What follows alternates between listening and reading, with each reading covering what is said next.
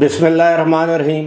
अस्सलाम वालेकुम। अबरार रशीद आपकी खिदमत में एक मरतबा फिर हाज़िर है और आपसे दरख्वास्त है कि अगर अभी तक आपने मेरे चैनल को सब्सक्राइब नहीं किया तो इसे सब्सक्राइब कर लें, जो बेल आइकन या घंटी का बटन है उसको भी प्रेस कर दें, और अगर आपको वीडियो पसंद आए तो लाइक का बटन दबाना मत भूलिएगा। आपका बहुत बहुत शुक्रिया। सबसे पहले तो न्यूयॉर्क सिटी से डॉक्टर मज़हर फ़ारूकी साहब ने मुझे मेल की है, और मेल में उन्होंने एक मुख्तसर सा सवाल मेरे हवाले से पूछा है, और उन्होंने पूछा है कि मेरा ताल्लुक़ पाकिस्तान में किस इलाके से है और मेरी मादरी ज़बान क्या है। और मैं डॉक्टर साहब बहुत शुक्रिया, आपने याद किया इतनी दूर से, और आपने ये भी लिखा कि आप मेरे रेगुलर व्यूअर हैं।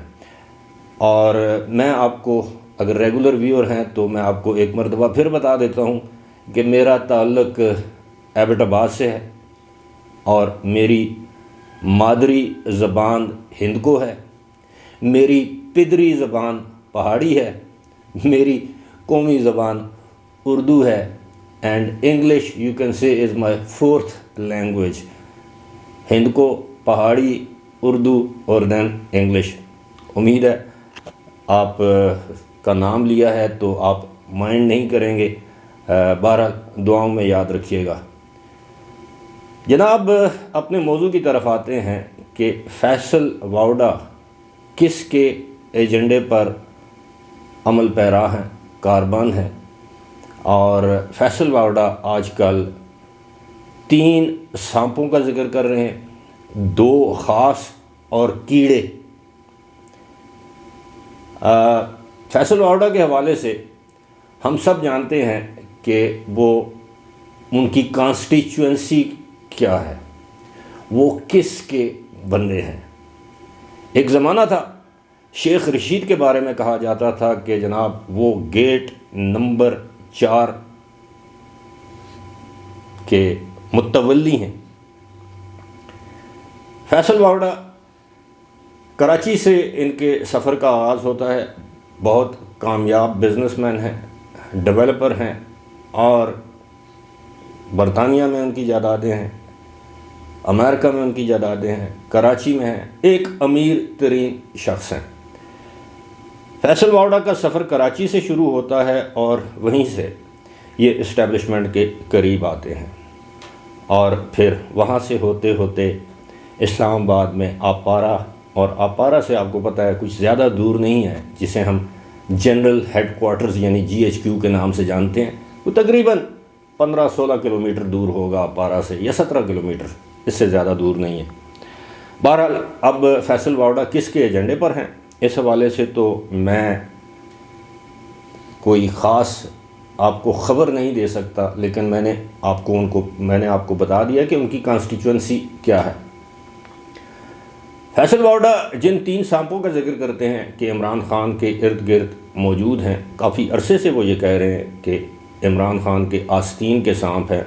अब वो ओपनली 3 सांपों का नाम ले रहे हैं, और वो ये समझते हैं कि ये तीनों के तीनों इमरान ख़ान की मुमकिना नाअहली के नतीजे में इमरान ख़ान की जगह लेने के ख्वाहिशमंद हैं, पार्टी की सदारत या चेयरमैनशिप लेने के ख्वाहिशमंद हैं। उसके बाद मुस्तकबिल में मौका मिला तो वज़ारत उज़्मा के उम्मीदवार बनने के ख्वाहिशमंद हैं। ख्वाहिश किसकी नहीं होती, सियासत में जो भी शख्स आता है उसकी ख्वाहिश इक़्तिदार ही होती है। उसकी ख्वाहिश होती है कि वो वज़ीर बने, सूबाई वज़ीर बने, वज़ीर आला बने, उसके बाद मुल्क का वज़ीर आज़म बने। बिल्कुल उसी तरह जिस तरह नवाज़ शरीफ पहले सूबाई वज़ीर बने, फिर पंजाब के वज़ीर आला बने, फिर आपके इल्म में है कि वो मुल्क के 3 मरतबा वज़ीर आज़म रह चुके हैं। उनके भाई शहबाज शरीफ वज़ीर आला, अब वज़ीर आज़म। ये फैसल वाउडा जो 2 ख़ास लोगों का जिक्र करते हैं, और गुज़श्ता 2 रोज़ से वो मुसलसल अपनी टॉक शोज़ में, टेलीविज़न प्रोग्राम्स में वो ये कहते हैं कि ये जो 2 ख़ास हैं, ये ख़ास काम के लिए ख़ास हैं और इमरान ख़ान के कान भरते हैं। तो उससे ये साबित हुआ कि इमरान ख़ान कानों के कच्चे हैं। اور دوسری بات، امپورٹنٹ بات یہ ہے کہ فیصل واوڈا یہ بھی کہتے ہیں کہ یہ دونوں جو خاص لوگ ہیں یہ نان پولیٹیکل ہیں، یعنی یہ سیاست سے ان کا کوئی تعلق نہیں ہے، نہ یہ پارٹی میں ہے۔ تو ان کا اشارہ جس جانب ہے ہم بھی جانتے ہیں، اور یہ دونوں خاص، وہ کہتے ہیں ان میں سے ایک بہت خاص ہے اور ایک عام خاص ہے۔ اب آپ یہ بھی سمجھ گئے ہوں گے کہ یہ جو بہت خاص ہیں یہ کون ہیں اور عام خاص ہیں یہ کون ہیں۔ اور سب سے چونکا دینے والی جو بات کرتے ہیں یا انکشاف کرتے ہیں، if one is to believe Faisal Vawda, اگر آپ ان کی باتوں پر یقین کرنا چاہیں تو وہ یہ کہتے ہیں کہ جناب یہ جو خاص ہیں نومبر دسمبر تک ان کا کردار ختم ہو جائے گا۔ اب اس کا مطلب یہ ہے کہ وہ خاص جو ہیں وہ ایک مخصوص ادارے سے ان کا تعلق ہے، اور دو افراد ہیں، اور دونوں کے دونوں عمران خان کے قریب ہیں۔ اب جانے نہ جانے گل ہی نہ جانے، باغ تو سارا جانے ہے، پتا پتا بوٹا بوٹا حال ہمارا جانے ہے۔ یہ دو خاص لوگ جن کا میں ذکر کر رہا ہوں، یہ کم از کم اس وقت راولپنڈی کے ارد گرد نہیں ہیں۔ ایک پنجاب اور سندھ کے درمیانی علاقے میں جس کو ہم جنوبی پنجاب کے نام سے جانتے ہیں، اور ایک کسی اور جگہ پر ہیں، یعنی پاکستان کے سب سے بڑے صوبے میں۔ ہم تو یہی سمجھتے ہیں، اور میرے جیسے جو دیگر صحافی دوست ہیں وہ بھی فیصل واوڈا کے اشارے سمجھتے ہیں، اور خبر یہ بھی ملی ہے کہ وہ اپنی نجی گفتگو میں وہ اینکر حضرات کو بھی بتا دیتے ہیں کہ جی یہ وہ دو خاص لوگ ہیں جن کا مکو ٹھپنے کی تیاری بھی ہو چکی ہے، اور یہ وہ تین سانپ ہیں۔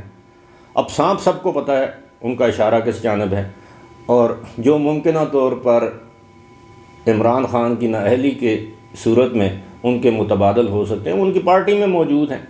ایک شاہ محمود قریشی ہیں جو سینئر وائس چیئرمین ہیں، ایک اسد عمر ہیں، اور تیسرے نام جو ہے وہ پرویز خٹک کا لیا جاتا ہے، اور وہ بھی اسٹیبلشمنٹ کے قریب ہیں، اور یہ تینوں افراد اسٹیبلشمنٹ کے قریب ہیں۔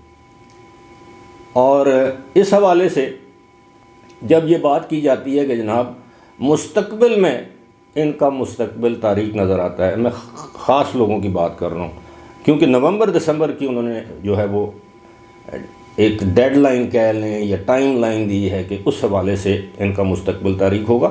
اب نومبر میں کیا ہوگا؟ 29 نومبر کو موجودہ آرمی چیف جو ہیں وہ رخصت ہو جائیں گے، اور نیا آرمی چیف آ جائے گا، اگر حالات اسی طرح رہے جس طرح ابھی تک جا رہے ہیں۔ لیکن پاکستان میں جس طرح ہم لوگ کئی مرتبہ یہ ذکر کر چکے ہیں کہ یہاں پر کوئی بھی انہونی کسی بھی وقت ہو سکتی ہے، لہٰذا 100% شیورٹی کے ساتھ آپ کوئی بات نہیں کر سکتے۔